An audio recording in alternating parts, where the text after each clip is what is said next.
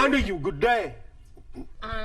You know, we were talking about how to follow your excitement. And Were we talking about that? We were earlier. How yes. odd! We almost never discuss that. I know, and I've personally explored and experienced that bunches and bunches of time, and how magical it is. Bunches and bunches. Yes. And then there are these other times where I've got things going on that confuse me. So I want to. That confuse you. That confuse me. Okay. Yes. And I want to give it to you before you start, and let me finish giving it to you before you start poking holes in it. Okay. Poke, poke, poke, pokey, pokey. Thank you. Okay. I have a business that I run. I've got a project that I absolutely adore, and it's like a lot of my excitement is directed towards that. However, I am not at a point where I can jump off the cliff and say, I can let go of my business and everything will be hunky-dory. I don't have that belief. So financially, I feel the need to keep going on my business. In my business, I have commitments, I have agreements that I've made with clients that I exchange, and this requires certain efforts on my part and time considerations. And then I have this idea of, well, you know, I'd really rather be following my excitement right now rather than delivering this commitment or delivering this agreement, which in order to stay in business, I must do. Right? So. If you say so. Okay. Well, yeah, you're going to tell me. Okay. Or maybe. So I'm wondering how I can bridge this gap in a situation where I am in a co-creation that I have made agreements in, and I'm going to continue to be in that until I change. But then there's times when I really don't want to be fulfilling that agreement. I'd rather be doing this, but I know that in my integrity, I must fulfill that agreement to fulfill my integrity and do that other thing later, or, you know, I'm not cool with my clients. So I would like you to shed some light on that for me, please, please, please. Click. Thank you. Oh, can I start poking now? You can poke. You have my permission to poke. Oh, all right. Thank you. Permission to poke. All right. Can you first illuminate for us, if you actually have a specific idea in mind of what it is that you actually would prefer to be doing, that you say excites you more than what you are doing? Yeah. I'm doing a project called the Pieces of Peace Project, and it's an exhibition that brings artists and scientists and behavioral experts and brings them together to give, the challenge is to give those who attend the event experiences of peace. Oh, all right. Thank you. Very exciting. Yes. This represents right now, in general, your highest excitement. Yes? Big time. Big time. Big time. Oh, all right. Yeah. Now, big obviously, event, big event. So it's not like just go out and do it in 5 minutes. You know, it's going to take a couple of years to pull it all together. Oh, all right, if you say so. Maybe. Okay. Thank you. Thank you. Maybe. Okay. Have you ever heard us talk about the mechanism or the experience we call the threshold of believability? Possibly. It's where you allow yourself to imagine the thing that you say you wish to do in the most exciting way you wish to do it, and ask yourself if you believe beyond a shadow of a doubt if that can manifest within a certain amount of time. When you can answer yes immediately after asking the question, then you reduce the amount of time and keep reducing the amount of time and ask the question again until you suddenly find even the slightest amount of hesitation in your response to say yes. As soon as you find the slightest hesitation, you know right there that that's exactly how much time it will take according to your current belief system. And if you wish to reduce the amount of time, you have to find out by investigating your beliefs what beliefs you're holding on to that say it has to take that amount of time. Once you have addressed that belief and have integrated it, you can begin the process again, and you may find out that it will actually now take less time than you thought it would by having integrated that previous belief. And you keep going down and down and down until there are no more beliefs to integrate, And whatever time really is remaining at that point that you feel is necessary will be the natural amount of time it will take according to the belief system you believe it's important to hold on to for your growth and your process at that point. Does that make sense?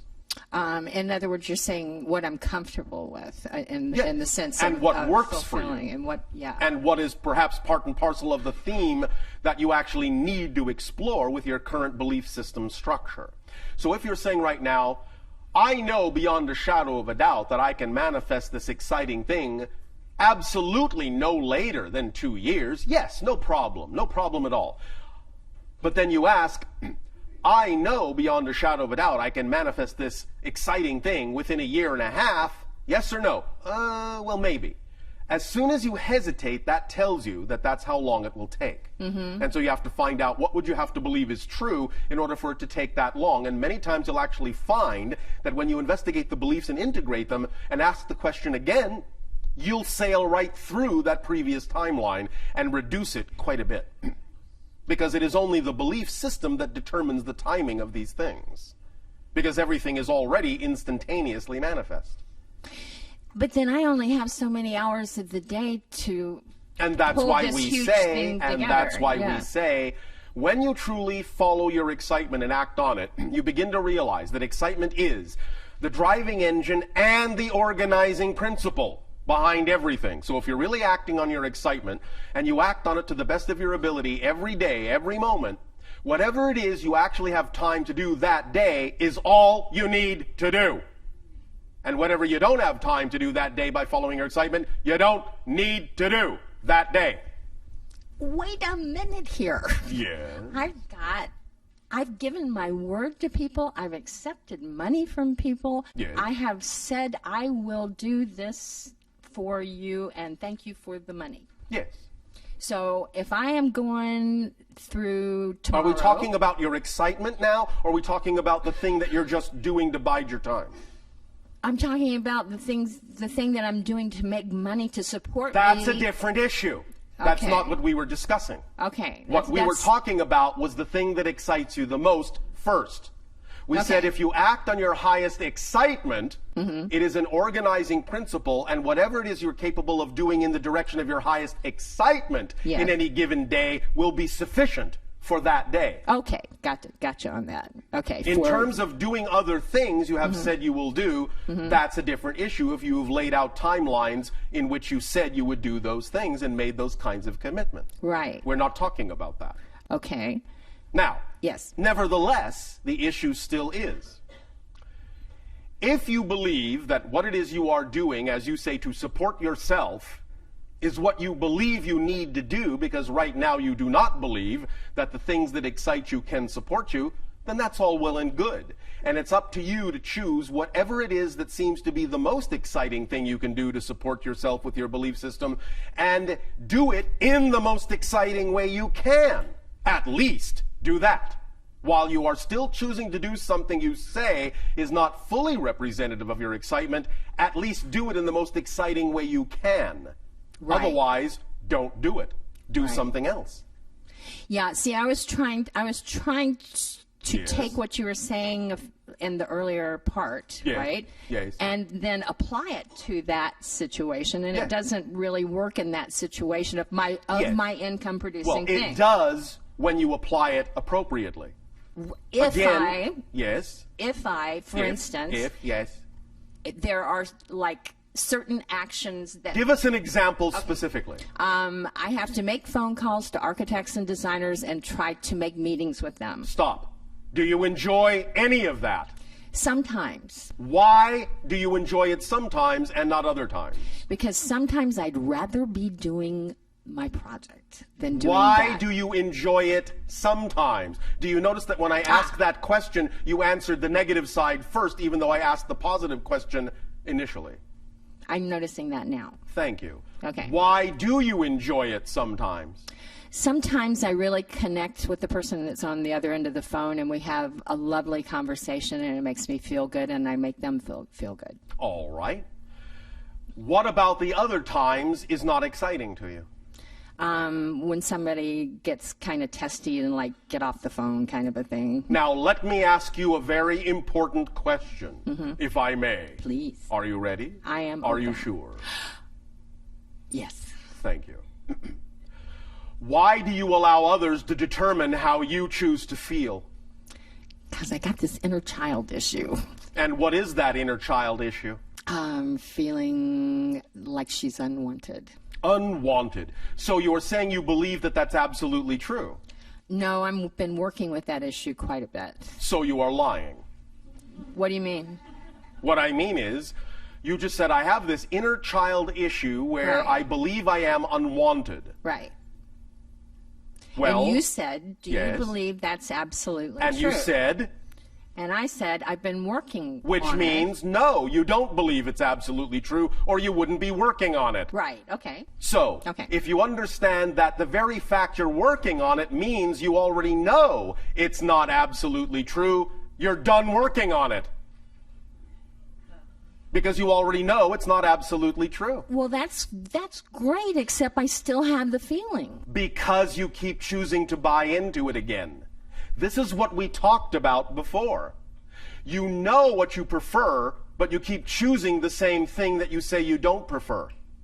That's why you have to find out the structure of that belief and understand how it's tricking you into believing you need to keep choosing something you say you don't want to choose. Because it's a choice. It's not automatic. It's not a habit. It's not an addiction. You already know it's there, so it's not a pattern. Once you know it's there, it's not a pattern. Once you know it's there, it's not a habit. It's a choice. So you have to ask yourself, if you keep choosing it, why? Why are you choosing it? You must be choosing it for a reason. Examine the structure of the belief, and you'll find out what the reason is. Then you can stop choosing it once you understand why you keep choosing it. Okay, so you're saying that I'm choosing it kind of more on a little less conscious level? No. No? You see, that is the catch-22. You're actually choosing it completely consciously, but you are afraid to understand and acknowledge that that's the case. Oh.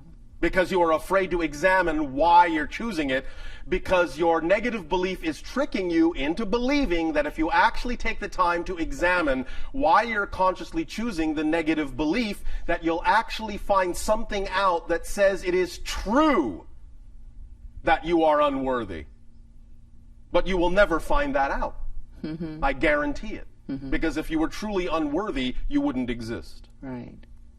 So you are choosing consciously, but you're actually afraid to look at that.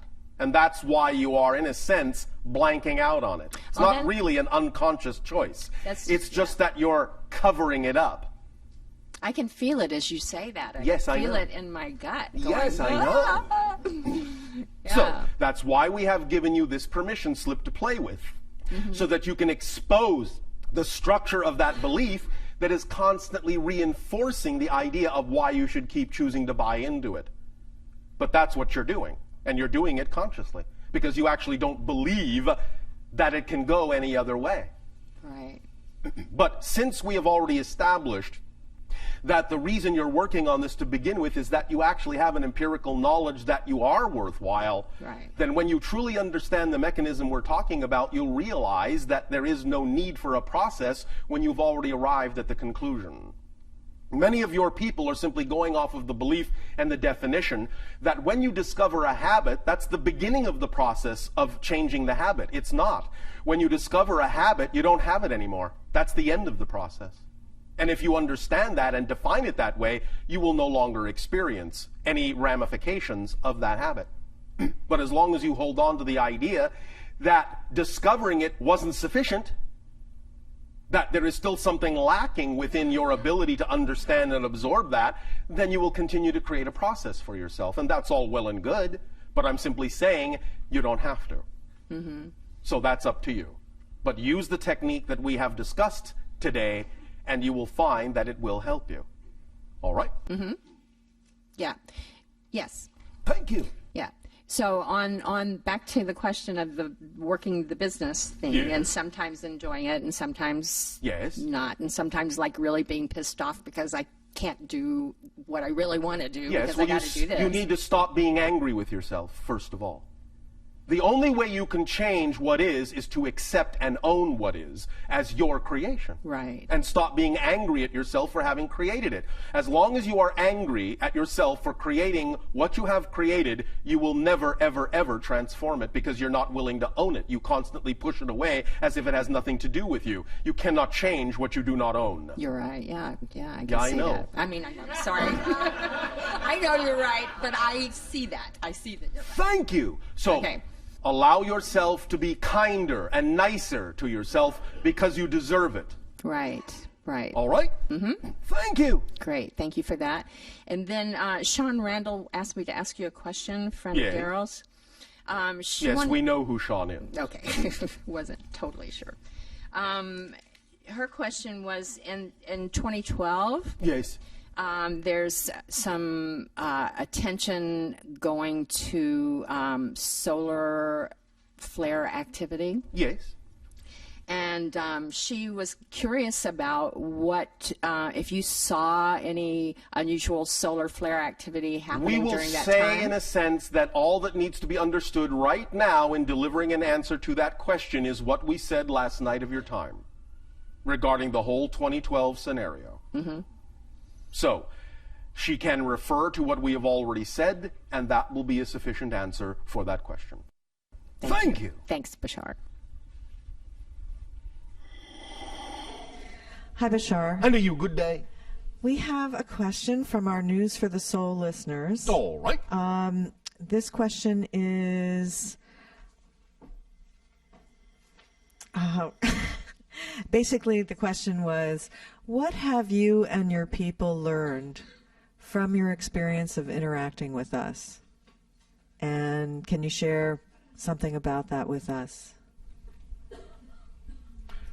As we have said, we have learned that you have chosen to experience a masterclass transformational experience on earth of putting yourself in an extreme experience of limitation and yet still capable of transforming that. By doing that, you have demonstrated to us, in that sense, and to many other civilizations, that no matter what the degree of limitation that may be experienced in any incarnational life, it is always possible to transform it from the negative to the positive, no matter what. That is one thing that we have learned from you. Another thing that we have learned from you, as we have often said, are puns. Because our ancient language does not support puns. We enjoy the idea that your language does, and so we play around with that. And you're very good at playing with it, too. We always enjoy your puns. So how are you changed, you and your people? How are you changed within yourselves from experiencing us? It expands our understanding of all that is and all the ways it experiences and expresses itself. And any time we expand our understanding of all that is, we expand our understanding of ourselves because we are supported by the whole. Very nice. Well, we certainly have enjoyed the interactions. And so have we. And many others. Thanks. Thank you. Good day, Bashar. Good day. My family, my son, and I think in particular, have co-created a situation where he is... Speak up so that all may hear what you have to share. Where he is, at this point, classified as schizophrenic. Oh, all right. And... Me too. Oh, wait, so am I. Don't forget me! What did I just do? And what did I just do? Lightened it up. Thank you. Yes. In a sense, that's actually your answer. But go on. Lighten up. I've gotten a lot of answers as a result of being here this weekend. But what else can I do to I know. The idea fundamentally of what your people refer to as schizophrenia is simply the recognition that you are all embedded with multiple potential personalities. The idea simply is that when you haven't been taught how to allow them to communicate as a coherent whole. Sometimes you can have split off or splitting phenomenology within some of those or between some of those personality structures. Because you are holographic, because you contain all sorts of different perspectives and personalities, the idea is to explore the notion of how to allow them to function coherently. But many of you will choose themes of allowing there to be a splitting or a separation between them so that you can learn how to bring them back together or experience each of those personality fragments on its own level, in its own right, in its own autonomous way, to appreciate them from another perspective. This teaches many other people many things about how the mind works, how the consciousness works. You understand? Yes. So in that sense, it is a great service. Well, I have learned immensely from it. There you go. But I would love to see him smile again. Oh, all right. Do this and see what happens. Okay. Is he willing to, for a small period of time, simply focus on you? Probably not. What is the briefest period of time you think he can sustain simply looking at you? Eye contact?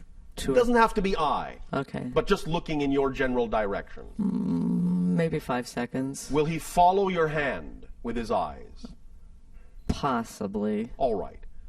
Do this. When you catch his attention, do what you call the infinity symbol with your hand. Okay. All right? This can have the effect of balancing the hemispheres of the brain in such a way as to allow for momentary cohesion to take place between the split personality structures. If you will do, does he have favorite music? Sometimes. All right. If you It's can, heavy junk.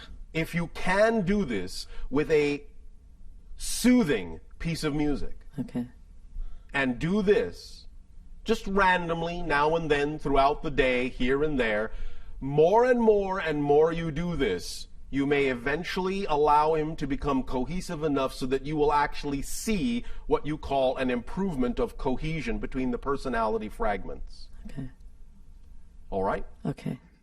Experiment with that and see what happens first. Okay. Thank you. Thank you. Also, how many times have you asked for assistance with this from your guides in your dream state? Probably not asked. No, I haven't. Do so. Okay. All right? Okay. You will have help from your guides with this and his guides as well. One moment. Does he have a favorite smell? Not that I'm aware of. Experiment and find out what flower he's most attracted to in terms of scent. Okay. All right? Okay. It may be something purple. Okay. Do you follow? Yes. Have the scent there as well while you're doing this. Okay. All right? Yes. Engage all the senses in that way. Allow them all to become coherently focused in that way, even a bit at a time, and it may entrain the personality fragments to start working together, to start all looking at the same thing at the same time. And as they do, they will develop communication links and bonds between them. Okay. That will allow them to become, over time, more coherent. Okay. All right? Thank you so much. Thank you. Yes. I'm sorry to interrupt, but I think I can help this woman. All right. Our family's business is holistic medicine, and my brother is a very well-known and respected researcher with plant medicine. All right. Then you may take advantage of the synchronicity that has also occurred within the group. I have heard that there is therapy for schizophrenia. Microphone, he is saying to you. I've heard that there is therapy for schizophrenia that is very effective when you balance the brain chemistry and work with the neurotransmitters. Yes. And also there are mineral imbalances that contribute to schizophrenia. Sometimes. If she were to have this kind of analysis done for her son, would that be helpful to him? If it is exciting to her to do so. At the same time, we are also accomplishing much of the same thing in what we have actually just given her, but in a different way. All right? Greetings, Bashar. And to you, good day. I'd like to explore something with you, if I may. Well, of course you may. This, as a child, I've always been interested in extraterrestrial phenomenon. Even though my parents weren't interested in it, I was just always gravitated towards it. It is my excitement. Yes. And well, many of you have extraterrestrial lives, and because you are not forgetting as much of all of who you are, many of you relate to the idea more quickly than the other generation does. I am aware of the incarnation that I have as a dolphin going on Sirius concurrently. But really my question is about 5 years ago, there's an experience that's kind of spun my wheels for a while. Spun your wheels, all right. And this incident happened with my girlfriend. We were living together, and one evening her allergies were acting up, and so she said, well, I'm going to go sleep on the couch so you can get some rest. And in the middle of the night, I woke up, went out to the couch, and she was gone. Yes. Blanket, pillow, everything was gone. Yes. And I was like, well, where'd she go? Yes. And a natural question. And my son happened to be visiting his mother that weekend, so he was gone. Yes. And so I thought maybe she went and tucked herself into his bed. All right. So I went by the door, and it looked like there was someone under the covers, but it ended up being all my son's stuffed animals that were piled under there. Oh, all right. So when I saw it, it appeared that there was somebody in there, and being she likes to pull the blanket over her head, I'm thinking, well, she just went in there, and so I went back to bed. Well, when I got up in the morning, she was on the couch. Yes. I was like, what are you doing back out here? She said, what are you talking about? I've been here all night. I said, no, you haven't. So I got up in the middle of the night, and you were gone. Yes. And I believe, for whatever reason, you know, per her agreements and stuff, that she was interacting with extraterrestrials. Yes. And I was just wondering if you can elaborate a little bit about that specific incident. She was. Okay. Is that little bit enough? If there's anything more, that would be good. But does she understand that she has hybrid children? Yeah, well, yeah, she does. All right, then. She was interacting with those children, helping to train them for the upcoming assimilation agenda. That makes sense. Yeah, because she loves children, so that definitely makes sense. And as far as my own passion and my own joy, yeah. You know, I'd like to have my own contact, and I know that on the timing of these things will occur when they need to, and many of you have already had certain kinds of contact that you simply don't remember yet because it's not time for you to remember them. Yeah, I've had several instances. I just don't remember the full details of all of them, yes. But I know there's been numerous ones in the last 6. Yes. So when you think you might be able to land, and we can chat. Us specifically? Yes. Sometime after your year of 2033. Okay.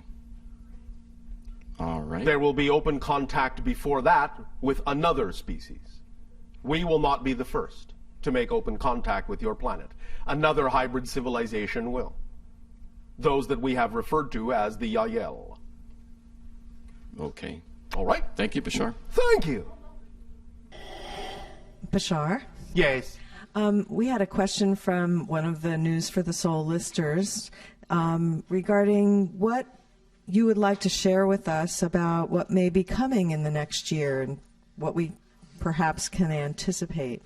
As we have said, your year of 2010 begins what we have called the span.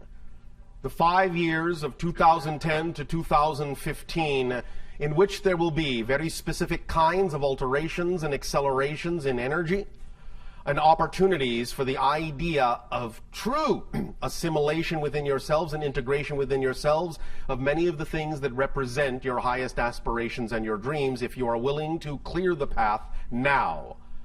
The idea being that you will begin to see many things come to light that have been hidden, and by your year of 2015, and we are again not saying exactly how this will come to light, but by year of 2015, the majority of the people on your planet will know beyond a shadow of a doubt that extraterrestrial life exists.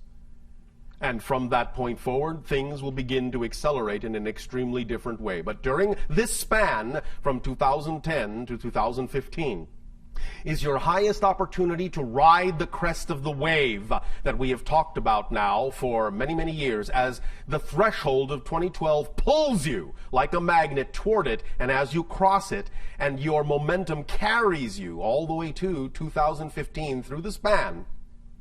This is your opportunity to tip the scales from negative to positive energy in your own lives personally by taking advantage of either the techniques we have talked about or the permission slips you have been given by your guides or others to really streamline and fine-tune the high-frequency vibration you can be.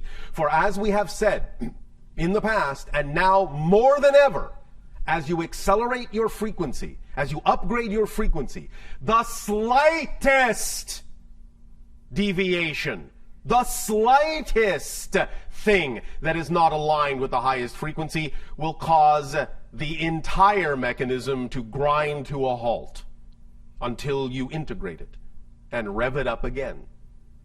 You cannot now. You are becoming so highly refined, you cannot now stand even the smallest particle of misalignment, or the entire thing will simply come crashing down. And you will have to pick up the pieces and reintegrate.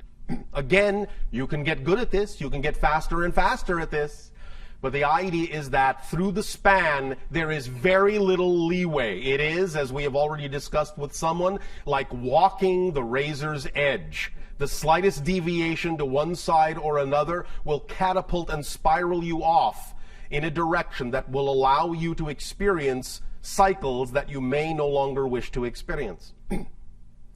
Allow yourself to remain in balance through this span. The energy is highly accelerated. You can, in a sense, no longer afford a large window of sloppiness. You now have a very narrow path of frequency vibration to walk that represents your true self. It will become narrower and narrower and narrower. Any deviation in that sense will be felt in that sense possibly as extreme pain. Allow yourselves the opportunity to experience it as joy by accelerating forward. Again, this is not set in stone. Each of you are different. It will happen differently on a case-by-case basis, but we are talking about the general collective energy and how you can take advantage of that collective wave and ride it. Otherwise, you may experience a great degree of confusion.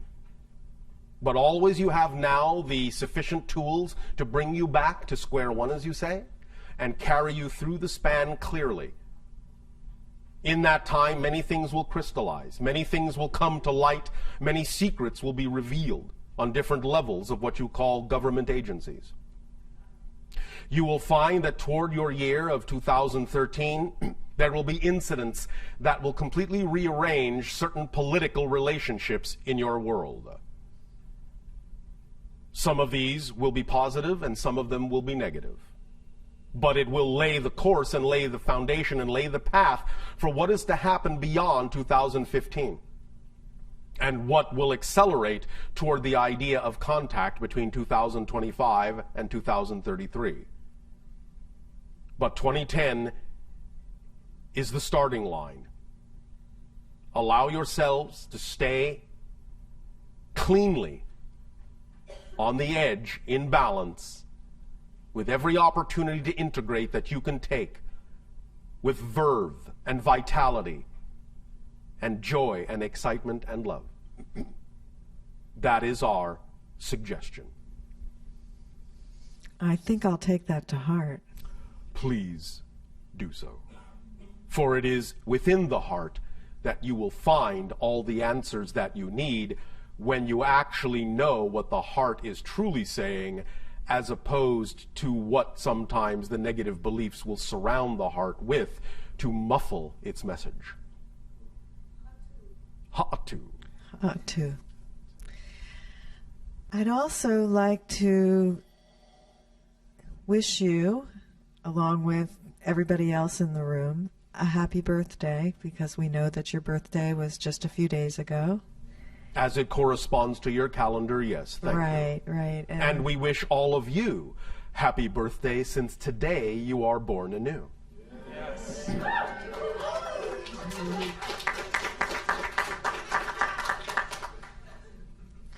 Thank you, Bashar. I'm going to turn this over to Kim now. Hello, Bashar. And a you good day. Recently, I was doing a cleansing fast, Yes. and on the third night of this fast, when I went to sleep, I had an experience which was different than any other sleep experience I've ever had. It did not feel like a dream. It felt like a complete shift into an alternate reality experience. Right. Thank you. I had absolute and full recall of all of the things in this reality. Yes. I was able to remember the past. Yes. And I mean, I had a computer with writings that I'd done. I had a whole life, a family. It was just a totally alternate experience, but it was still in this body, or in a body similar to this Understood. body.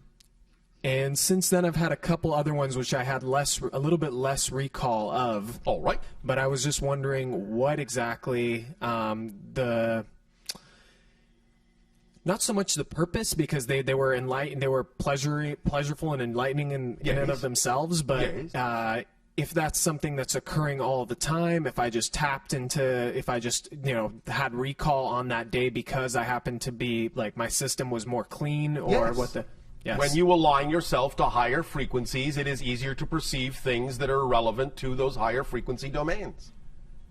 This is why, again, we say you cannot perceive what you are not the vibration of. But when you are the vibration of those things, you can perceive into realms that are heretofore invisible to you.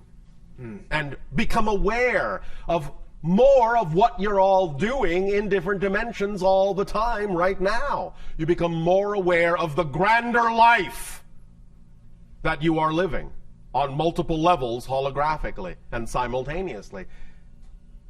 As you integrate more of yourself on Earth, more of your personality components, and become a more holistic being and raise your frequency, you become more aware of the holographic components of your greater being as well. No surprise. I understand. Now, then my question, I guess, is this Earth that we are in? Right now, right here? Right now, right here. As opposed to the one that was here a moment ago? Correct. All right. As opposed to the one that is here now? Yes. Oh, all right. What I meant is this, let's say this general apparent continuum. Yes. Is this the ground zero, so to speak? And I'm like, the dimension that I've experienced and shifted into, is that an overtone of this one? Or are they all, like, for example, does that version of me that exists in that reality experience this one as a fundamental or an overtone of itself? It depends. Sometimes it can experience it that way. Sometimes what you are calling ground zero is irrelevant to those realities, and they have no reason to perceive them. Aha. I see. So Makes sense? It's on a basis of relevance. Yes. I see. That is why we say anything is possible. The real question is it relevant to your reality? Uh-huh. Okay. Does that help you? That does help. On a second question, Yes. or actually more of a comment. Yes. A few years back now, actually, we had a private conversation where you told me to that it would be fortuitous, I believe was the word you used, to play the Hong in China. Yes. And I recently had the opportunity, and thank you. I got to play in the People's Hall, which was probably the very first time a Hong has been inside the People's Hall. Very good. It was really a lot of fun. Yes. And I was wondering if there are any steps that you'd recommend, further action on this. Only by the allowance of your synchronicity, what was created that way, other things can be created in a similar fashion. There is no more methodology to say other than that which you've already used to bring about that manifestation as well. So just really relaxed. Yes. Okay. Did the people enjoy your performance? They did. They thought you played well. I think so. That means you were well hung. It was only a matter of time before you made that pun, but yes. But this was the correct timing. Indeed. Indeed. All right. Okay, great. Okay.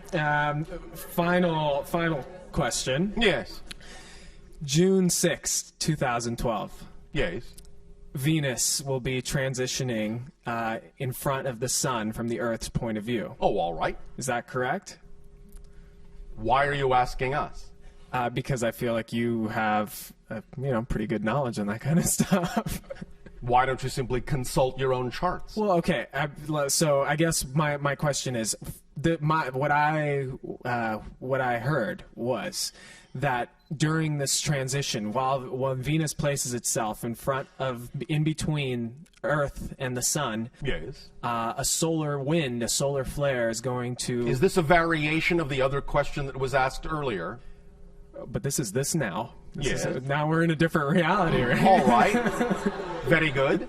I will give you a different, similar answer. Go to the answer we already gave concerning everything that has to do with 2012, the last night of your time. I see. Thank you. Okay. All right. Thank you.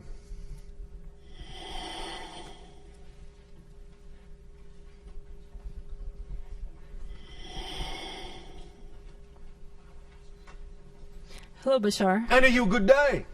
When you make agreements with other civilizations in the Alliance to perform services for each other, Yes. what are some of the most unique services that you've had to perform for each other?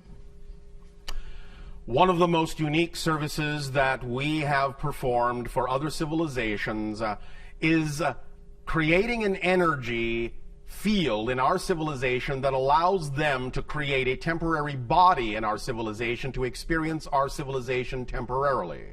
Thus, then, when they are done with that experience, they simply pop out, retract their consciousness, and the body dissipates back into energy. Thus, then, they do not have to have what you call a full incarnation. They can have a true physical, temporary, surrogate experience in one of our forms to experience the sensations of our reality without that full incarnational cycle. And what do they do for you? They allow us to perceive emanations that come from their combining of energies that would be akin to what you would call energy music, but it is in that sense silent. But the emanations have color, have frequencies, have patterns that are extremely unique in all the civilizations that we have found, and that we find that these patterns are revealing to us of different aspects of our connection to creation. So it is like they have created a consciousness mirror that when you look into it reveals aspects of yourself you may have otherwise been unaware of. Oh, that's deep.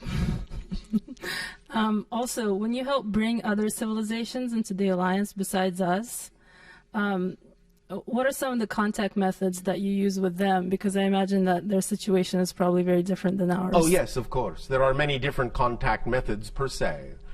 One had to do with the idea of allowing them to appreciate that we understood their musical language. And in that sense, by replicating their musical language, they were willing to communicate. Do you understand? Yes. That was their sole criteria for allowing connection to other civilizations. That you had to comprehend and in a sense, repeat back or reflect back very specific tonalities in their musical language for them to understand that a true connection existed. Without that tonal reflection, they have a belief system that says that connection is not appropriate at that timing. Kind of like with us, we have to see you first before we believe that you're there. Well, not exactly in that expression. More the idea that we have to understand and experience that there is a piece of us in you before we will know that you know we are all connected. So if you are operating on that level, you will be able to show us that you're operating on that level by reflecting back to us the piece of us that exists within you. And when we see that reflection, we will know that you know we are all connected, and we will feel, in a sense, appropriate in strengthening the connection from that point forward. But without that reflection, they do not allow themselves to form a solid connection to that civilization. Okay, and for those civilizations that you've already brought over, Yes. what was their initial reaction to the first physical contact with Well, you? certainly they don't have all the same reaction. You understand? Right. It depends not only on a civilization by civilization basis, it often sometimes depends on the individuals that are first contacted and how they relate to their civilization. But generally speaking, open contact does not really occur until there is at least some measure of coherency and cohesiveness in that civilization. Thus then, even though there are a variety of ways that individual civilizations may respond to first contact, we only make that contact when we now know that the response will generally be positive and beneficial for the entire civilization. Nevertheless, one example of open contact was all individuals in that civilization all at once lying down on the ground facing skyward. This was their way of acting as intermediaries between their planet and the sky. It was their symbol for connecting what you would call heaven and earth. So when we appeared and they recognized that the timing had come for them to connect to beings from the stars, they all lay down on their backs and looked up at the sky as an expression of gratitude and thanks and readiness for acting as intermediaries between their world and the stars. Nice. Okay. One more thing. Yes. You said that you learned from the Thuk how to make people forget that they met you. Yes. How were you able to figure out that they had this ability if you can't remember having interacted with them? As we explored our own consciousness and elevated our own frequency, knowing that something had happened, even though we could not remember what it was our experience of what we call the watermelon seed effect. We knew something had happened, but our consciousness was prevented from knowing what had happened, and so we examined our consciousness until such time as we found a third direction to pitch our consciousness into that allowed us to awaken to the memory of those experiences. So they gave us the opportunity to look in a new direction we had never looked at before within our own consciousness. Was it with their permission? Of course. Oh. And what kinds of applications have the Thuk found for their ability? We are not allowed to share that information. Okay. Thank you. All right, thank you.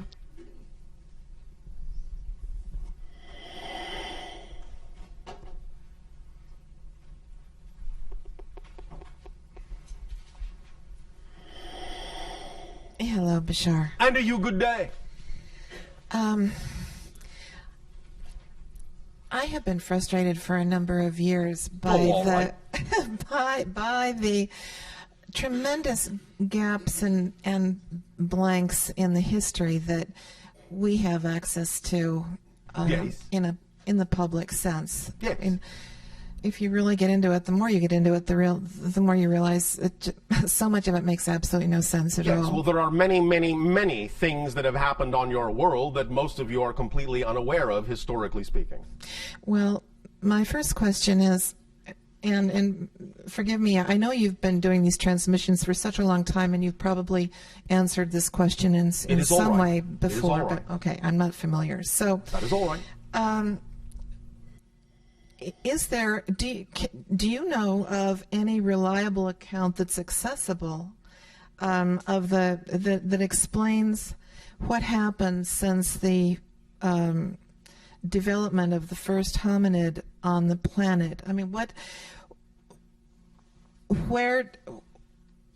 were the first? Can you talk a little bit about the first waves of migration or invasion of this planet and of those civilizations that came? I suppose I imagine there were several. Many millions of your years ago. And There were what have been loosely referred to in one of your ancient languages, Sumerian, a civilization known as the Anunnaki. They came, their precursors came many millions of your years ago when there was upon your planet the species that you understand now as reptilian or dinosaur. You understand? Yes. They took some of the genetic material of those beings and blended it with their own to create a kind of bipedal hominid appearing type of being that many of you now recognize as reptilian extraterrestrials. But they do not interact with you in the way many of you have been taught to believe that they do. They were the first species transformed upon your planet long before what you call your own hominid species developed. This was what you call many millions of your years ago, approximately 72 million of your years ago. That is the first that we record of such incidents on your world. So, in other words, what you're saying is that there was no. I mean, the American Indians have a belief that the first, in a sense, the first presence on this planet was human, but not. That was the first presence within a particular age or era on your planet, not the first of all times. Well, what I was about to say is the first presence in the ethereal sense, in the cosmic sense, that Yes. the spirit, the man-woman principle, Yes. rather oversaw the formation of the planet, so that it would be a home that would be suitable to the evolution of our species and so many others that have been able to adapt Yes, to it. but that happens within timelessness. You are asking us about an actual historical timeline. So, in other words, Your spirit is timeless. It exists eternally, always has, always will. There is no timeline to that. And so your spirit in that sense, your consciousness in that sense, what you wish to call your soul, witnesses the creation of everything. And the understanding of how its connection to everything will eventually play out in some form of space-time historical linear fashion. Okay, so following this along, in other words, there was no creature that evolved eventually into hominid. Not on its own. On its own before these other the Anunnaki arrived. Is that right? Correct. Well, why is it then that there are footprints, there are petrified, Yes. preserved footprints in existence where a human footprint Yes. coexists in the same space, obviously made at the same time as the dinosaur Yes. footprint Yes. that is surrounding it? That they must have been made at the same time. How did Yes. that happen? Visitors. Transcending different dimensions of reality. What you would euphemistically call time travel. Parallel reality shifting. Visitors. Oh, okay. That's amazing. Even Okay. some of you from your own future visiting a parallel reality past that happens to be yours. Does that make sense to you? Yeah. There you go. Mind blowing, but yes. Oh, all right. Okay. It is all right to have your mind blown now and then. In fact, it might be a good thing. Another thing too that just is so irritating to me is that there has been no good explanation so far as to what the USOs are, the submersible, unidentified objects that are seen regularly coming Yes. in and out of the ocean. Yes. What are they? There and are temporary where? bases under some of your oceans, and what you typically call UFOs often have the capability of simply going from air underwater and so become USOs. That's all. But what are these bases? Are they actually in underneath the ocean floor, or are they Some of bases them. that exist in the water? Where do they go? Some of them, in that sense, will go into tunnels that are representative of actual physical temporary bases in the crust of your planet. Others in a sense, will actually simply phase shift themselves and simply go through your planet. They just simply don't need to get out of the way. They don't need to go around your world. On their trajectory, they can simply go through your world. You understand? Yes, sort of.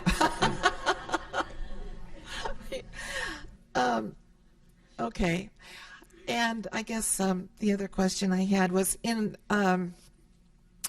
the last few years, I've gone to a few outdoor concerts at the Greek Theater, the Hollywood right. Bowl, and I believe that I have been aware of the presence of, and this is pretty much the only time I've felt this, but I think I've been aware of the presence of ships in another dimension above the amphitheaters. Sometimes that is the case. As we said, there are observations being made, and there are, in that sense, observations being allowed from time to time to test the observation capabilities of your people.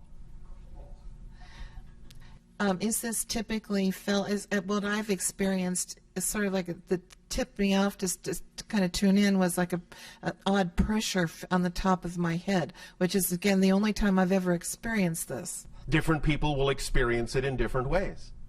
That happens to be what works for you. And so the inhabitants of these ships, where are they from, by the way? Are they different places? Okay. And are they then, they're testing to see if we pick up on their being yes, there too? Oh, okay. To gauge whether you are ready for contact. To stretch your senses. To expand your idea that you exist and can perceive in more than one dimension. Thus then allowing you to elevate your frequency, and in elevating your frequency, giving all of us the signal that you're willing to meet us halfway. Create a third reality in which we can both interact. All right? Yeah, that will do. Okay, thank you. Thank you. At this timing, we will now extend to each and every one of you our deepest appreciation for allowing for the co-creation this day of your time of this transmission and the sharing with you of the crystallization of the structure of beliefs within your consciousness. The tool is yours to use as you will. Use it well. Our unconditional love to you all, and a fond, exciting, creative, and joyful bless you. Good day. Good day.